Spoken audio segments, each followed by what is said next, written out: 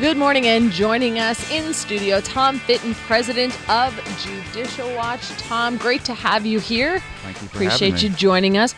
So, Judicial Watch, once again, I see these headlines and I think, I have to check. This must be an old story because Judicial Watch uncovered more of Hillary's emails, and that can't possibly be a news story because they've got them all already. But you keep getting these emails from Hillary Clinton, from her server that have either previously been not turned over or that were classified. You're finding all sorts of things. How many emails did you get this time, and what did you find in them? We got a bunch of emails, about 288 pages of additional emails, and we've been getting them in dribs and drabs. And as you noted, these are the emails that were about yoga, the ones that she didn't turn over to the State Department, the 33,000 deleted emails that the FBI magically was able to either recover by undeleting the material or finding them elsewhere. And they include classified information about Northern Ireland. They include sensitive information about CIA operations in Afghanistan. They show Sidney Blumenthal, who is kind of a shady character associated with the Clinton world, who was so bad the Obama White House didn't want him working at the State Department, nevertheless was secretly advising Hillary Clinton, including sending her classified information because we couldn't get the information because it's classified in email she sent us or the State Department sent to us. And on top of that, you also have Bill Clinton writing her speeches as well, or helping draft her speeches. So it was all hands on deck for Hillary Clinton. And, you know, these emails show classified information generally. Prior information we've received show the interplay of the Clinton Foundation getting favors for donors and others through the State Department.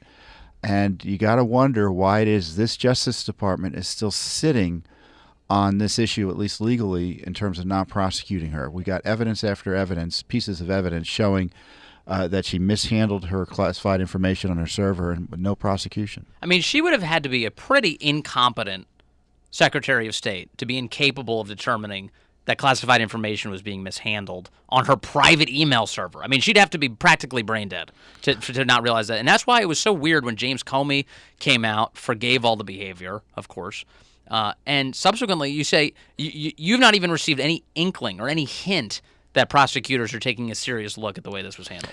You know, that's to me the big question. I don't understand why the media doesn't pursue this. Is what is Jeff Sessions and Director Wray's position on what Comey and Lynch did in terms of not prosecuting Hillary Clinton? Do they agree that the law could be upended the way they did and no prosecutions occur?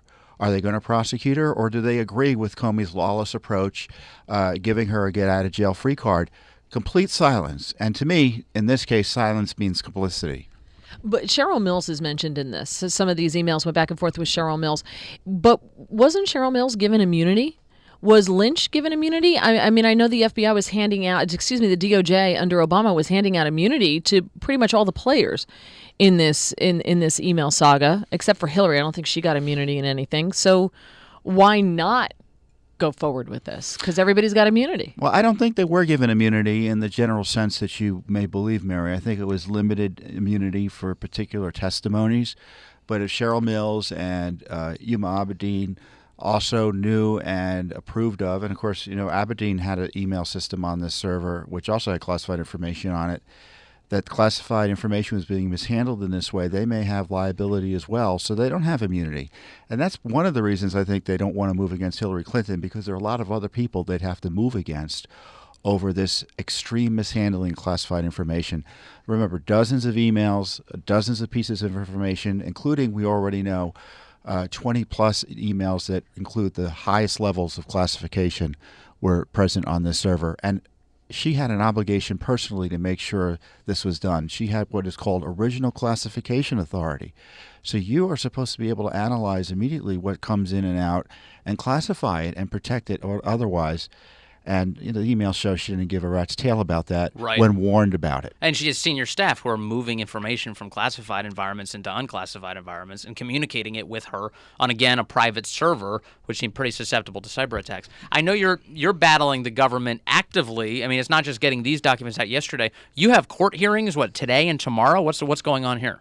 Yeah, 2 Clinton email court hearings. One today on this effort to get all of these emails. The government hasn't turned them all over to us, the State Department. There's information that's withheld. We may have to fight to get that additional information out of them. For instance, what were her communications with Barack Obama? I don't think we've seen any of that. And then tomorrow we have a case in our Benghazi investigation, which has been impacted by this because Hillary's emails. We're asking for her testimony under oath in person. So the judge finally is going to take a look at that tomorrow and see what next. It isn't over for Hillary Clinton. I love that. I love that it's not over for Hillary Clinton, because I think most of us figure, nothing's going to come of this. It's old. She's not president. Who cares? Come on. I don't know why you're bothering with this. She's not president. Trump, that's an argument for government Well, secrecy. she's a powerful politician who's now advocating and inciting violence this week. So I think there always needs to be accountability for the powerful in this town. All right, we've got more with Tom Fitton coming up, 7:43 on WMAL. Good morning. Welcome back to Mornings on the Mall. In studio with us, Tom Fitton, president of Judicial Watch. And Tom, Rod Rosenstein was supposed to meet with House lawmakers today. That meeting called off, and nobody's talking, nobody's saying why. Do you have any ideas? Because I think they're concerned about what Rod Rosenstein did with respect to meetings with top FBI officials last year, where they discussed invoking the 25th Amendment to remove the president, wearing a wire on the president, and then, of course, appointing a special counsel. And there's an incredible story today, I think it's in the Washington Post, where Rosenstein and Andy McCabe are meeting with Bob Mueller, arguing over who should recuse themselves, as if Mueller is the decider.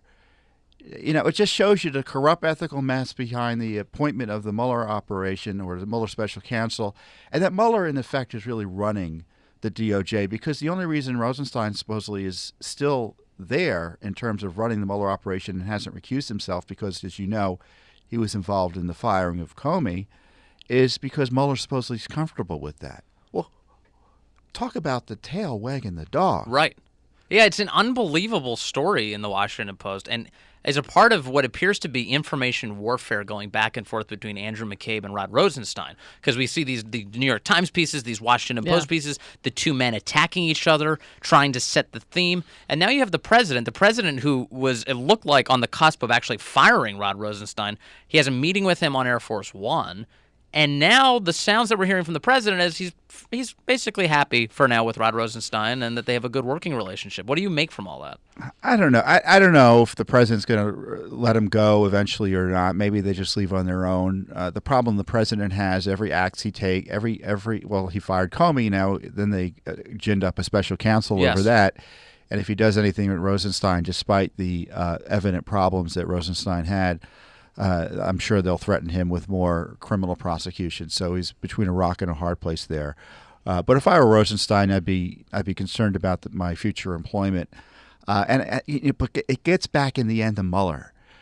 When you see the corruption here in the appointment, when you see that it was part of a plan to overthrow the president, you got to wonder: do we need a special counsel to investigate the creation of the special counsel? Yes. It's that crazy.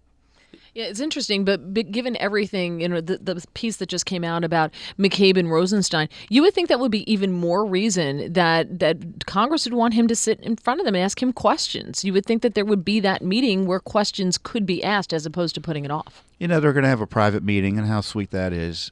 They should have had subpoenas and open hearings about this whole issue, given the gravity of the situation. Again, trying to take out the president through licit and illicit means.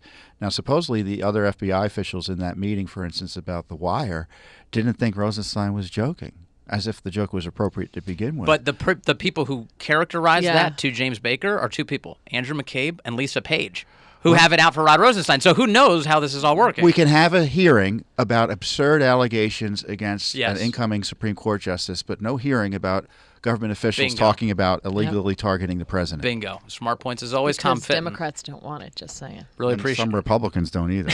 Tom Fitton, really appreciate you joining us, man. Good to have you by.